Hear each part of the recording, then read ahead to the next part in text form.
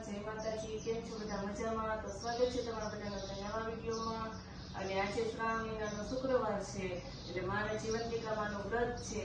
શ્રાવણ મહિનાનો કોઈ પણ શુક્રવારે આપણે આ વ્રત રાખી શકીએ છીએ। આજે બીજો શુક્રવાર છે, એટલે મેં આ બીજા શુક્રવારે આ વ્રત રાખ્યું છે। તો આ વ્રતમાં બધી લાલ વસ્તુ જ વાપરવાની હોય, કે લાલ વસ્તુ પહેરવાની હોય, અને પૂજા સામગ્રીમાં બધી લાલ અથવા તો સફેદ વસ્તુ વાપરવાની હોય।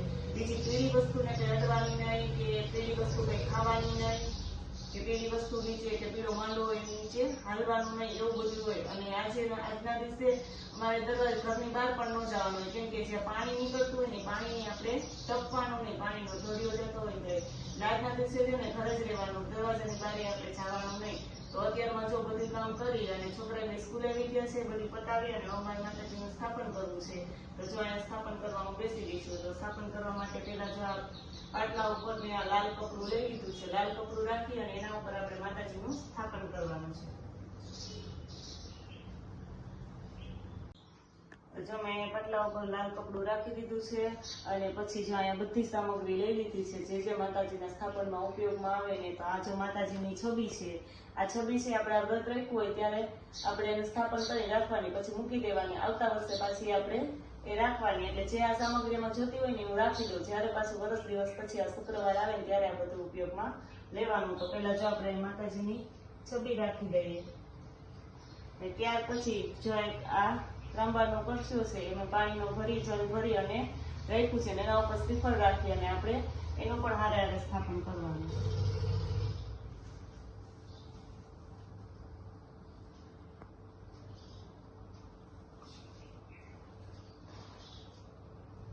આપણે માતાજીની છબી અને જો આ જળનું ને સ્થાપન કરી દીધું છે। આ માતાજીની વાર્તાની ચોપડી છે, આપણે બધું કરી પૂજા કરી અને પછી આપણે વાર્તા કરશું।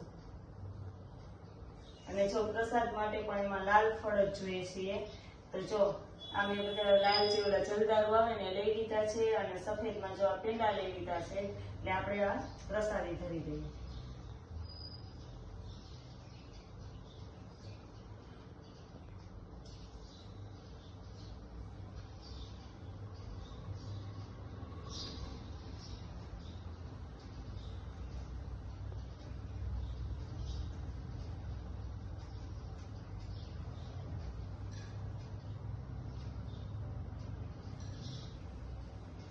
પછી આ છે 5 સોપારી, તો 5 સોપારી આપણે ધરી દઈએ।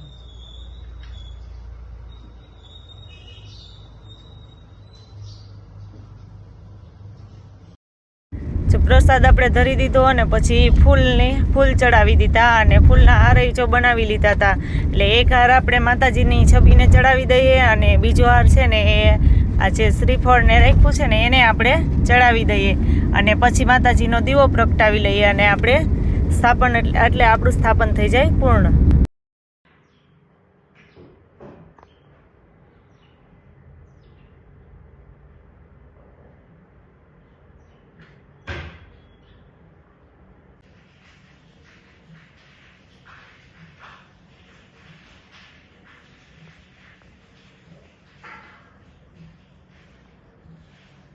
મારે માતાજીનું સ્થાપન તો થઈ ગયું છે, અને હવે કરવાની છે વાર્તા કરીને પછી જ હું હવે બીજું કામ કરીશ। હું તો હમણાં મારા મમ્મીની રાહ જોતી હતી, આવે ને એટલે મેં ફ્રી થઈ અને વાર્તા કરી નાખી। અને જો વાર્તાની ચોપડી છે એમાંથી હું વાંચીશ ને મારી મમ્મી સાંભળશે, એટલે આમાં તો બે જ હોય, તો બે થઈ અને વાર્તા કરી નાખશું।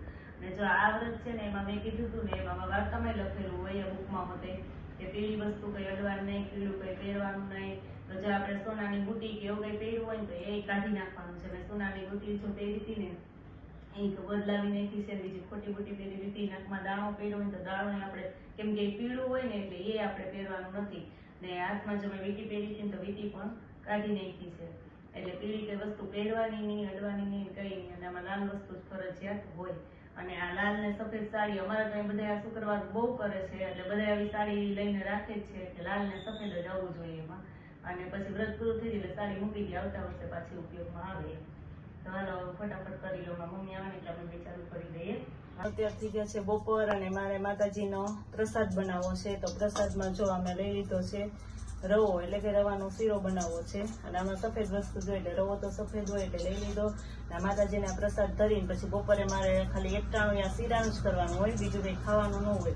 તો આપણે ફટાફટ શીરો બનાવવા માટે જોઈએ. ઘી તો ગરમ થઈ ગયું છે. હવે એમાં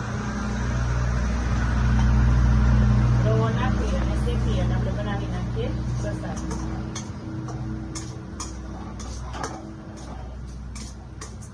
પ્રસાદ છે ને એ સરસ શેકાઈ ગયો છે. અને હવે એમાં આપણે બધું નાખી દઈએ. જ્યાં બધું લઈ લીધું તો ખાંડ ને એવું, અને થોડુંક આપણે દૂધ નાખશું.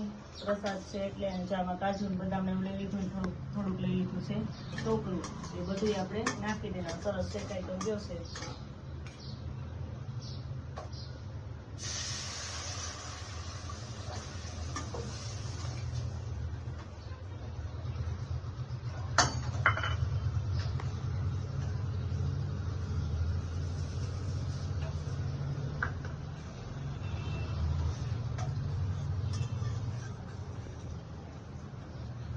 સરસ મજાનો શીરો બનીને તૈયાર થઈ ગયો છે. ને આપણે આ જો કાજુ ને બદામ ને બધું કટકા કર્યા હતા ને એમાં નાખી દઈએ. અને થોડુંક નાખી દઈએ ટોપરું. એ સરસ એમાં મિક્સ કરી દઈએ. અને આપણો માતાજીનો પ્રસાદ છે એ સરસ મજાનો તૈયાર થઈ ગયો. હવે આપણે છે ને અને માતાજીને ધરી દઈએ, ભોગ લગાવી દઈએ. પછી હું કરી લઉં એકટાણું, કારણ કે અત્યારે 12 તો થઈ ગયા છે એટલે મારો એકટાણોનો સમય થઈ ગયો. તો જે માતાજીનો પ્રસાદ તો આપણે તૈયાર થઈ ગયો છે, બની ગયો છે. અને અત્યારે બપોર થઈ ગયા છે. તો હું પેલા માતાજીના પ્રસાદ છે એ ધરી દઉં. તો એના માટે જો મેં અલગ વાટકીમાં લઈ લીધો છે. અને માતાજીને આ પ્રસાદ પણ ધરી દઉં. અને